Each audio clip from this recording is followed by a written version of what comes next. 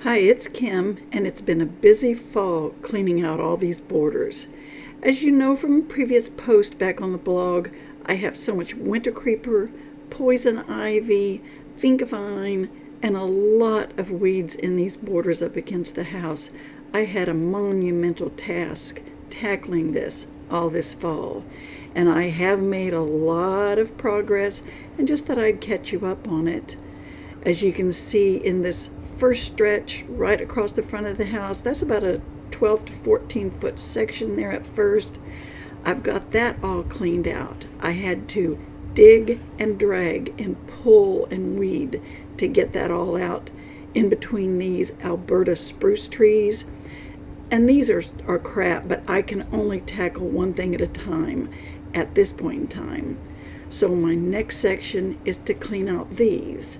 My son and daughter helped me buy the mulch and drag it all around the house and just throw it into the beds so that I can deal with it just one bag at a time, because I can handle the one bag, but I can't drag 20 bags around the house to distribute. Well, at least it would take me probably about 3 months to do that. But you can see that winter creeper. The red mulch was what was on sale, so that's what I got, even though I don't particularly care for the red as much as I do black. But we'll cut down those Alberta spruce later on, probably next spring. Now right here at the corner is kind of a really badly weed infested area under the magnolia. Don't really know what the magnolia is going to turn out like, but I think, knock wood, we've tackled the poison ivy.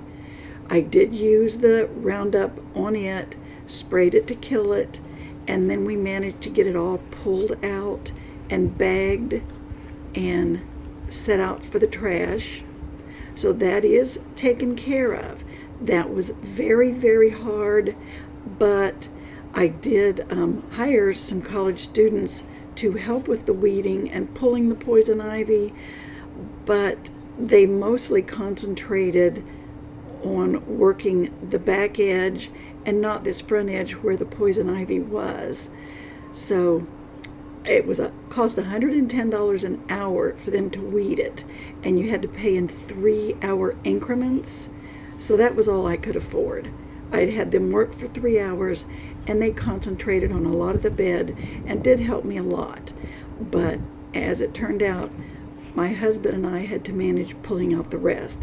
Look at all that winter creeper. It's really pretty, but it has just completely gone wild and taken over, and I just can't have that. I want some flower beds in here.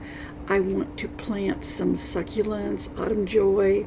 I've got so much of that honeysuckle, bush honeysuckle growing here. Now, I will need to worry about those remnants of the poison ivy that still are attached to the brick, but I've only got to cross one bridge at a time and do as much as I can and tackle each issue as I come across it. But knock wood, I've not been affected by any of the poison ivy. No itch fests or blisters, no rashes on me or my husband. He's not very susceptible to it at all. I do get it, but I've lucked out, handled it with gloves, upended it and turned it into a sealed bag, and then disposed of it, tied of it and disposed of it. So hopefully it's some landfill someplace now that's covered in poison ivy anyway. Now we've got a lot of little cable wire that probably was installed in the 70s, 60s. We don't use that cable wire except for one main branch, but I don't know about clearing that out. Now these brown and dried areas here was peony. So I don't know if those will or will not survive. You see a lot of cicadas emerged from that area, those tiny little holes in the ground.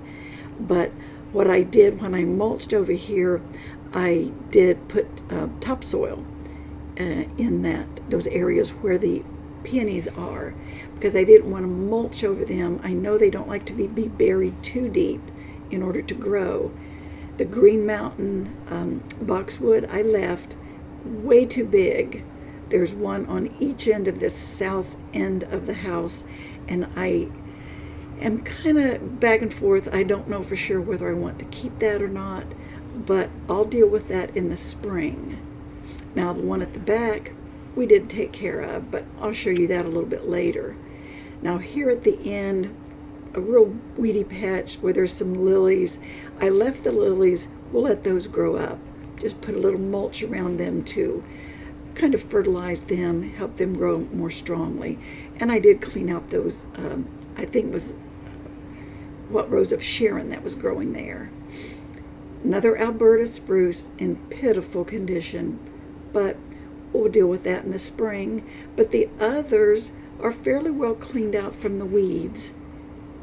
I am getting the mulch spread around there, just doing several feet at a time as I can get to it. And it's worked out. It's been a lot of hard work. The heuchera that I brought from the other house has survived very, very well. It's looking very good. I know it will die back when it freezes here in the winter, but I'm hoping that it'll emerge and then I can divide and place it where I need it. Now this is the green mountain that is behind the fireplace, and as you'll see a little bit later in this video, we got rid of it. Here is another cold day that I worked outside, and we had been out there and just used some, I think it was a chainsaw if I'm remembering correctly. We chopped out the Green Mountain boxwood that was here about 6 or 8 feet tall. My son did that, and we started to do it partially. There were 3 different plants. Started to do it partially, but what was left was just too scrappy, and so those portions of it I decided just to throw them into the yard, and then I'll take care of that later. I didn't want him to have to do too much of the work that I possibly can handle myself. So there's me on a very cold day. Snow was predicted, and I thought I've got to get these things dragged from around the back side of the yard so that it can look semi-cleaned up. Don't want it to get too tacky looking. So I just speeded it up a little. I'm not that fast, believe me. And I got done just in time because it did start to snow. This was our first snow of the season. Had my camera set up there on the little tripod, so I had to hurry and finish before the snow got too bad. But it did work out. Got a lot of work done, and I really am proud of how everything turned out. It went really well. As you can see, that snow is getting a little bit thicker and thicker, and there it goes.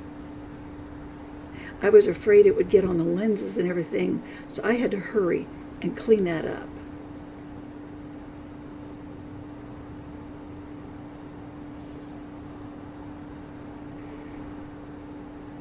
Now I did still have a lot of mulching to do, and it took me another few weeks to get that done, just working at it a few hours at a time. But the ground was becoming very, very cold, and I knew it was the perfect time to mulch. So for this day, I was finished. I was so cold out there. It was probably about 25 degrees. So I grabbed my camera, had a few branches still left, but took them inside. Now later, after we've rearranged my potting bench and everything, let me show you how things are looking. Look at this bottle gentian. I've had this in this draped hypertufa planter for quite some time. It needs to go in the ground so it'll do better, but it usually blooms in November in the snow. These deep purple blue flowers are gorgeous in the white snow if it blooms that way. But we've got this planting bench right here up against the back of the fireplace now that there are no boxwood bushes there. I really like it. I've got a lot of my plants still out here, a few of the ones that I am not inviting in for the winter time. But you can see everything is fairly well cleaned out. I've got the mulching down and leaves piled up against the edges too, so that the leaf mold can kind of coat everything and help to enrich that soil. I'm afraid a lot of this soil might be fairly well hard pan, because that's sure what it looks like on this most exposed area that I can see. I did leave this boxwood. I will be trimming it. I don't like it to cover a window. I just don't think that's good. But you can see the mulch is all spread there. I left topsoil in that section where the peonies, I'm hoping, may grow. They look like they completely died out, but I guess we won't know till spring. But it looks so much better than it did before. I did put some preen weed preventer, and I do plan to use some Roundup that I have to spray, watch for vines, poison ivy vines, and spray in the spring. But the magnolia tree is budding. There are so many little furry little bud forms there. I think it may look really good in the spring, so I'm looking forward to that. So keep an eye out. Why don't you subscribe and see how all this pans out for the rest of the year.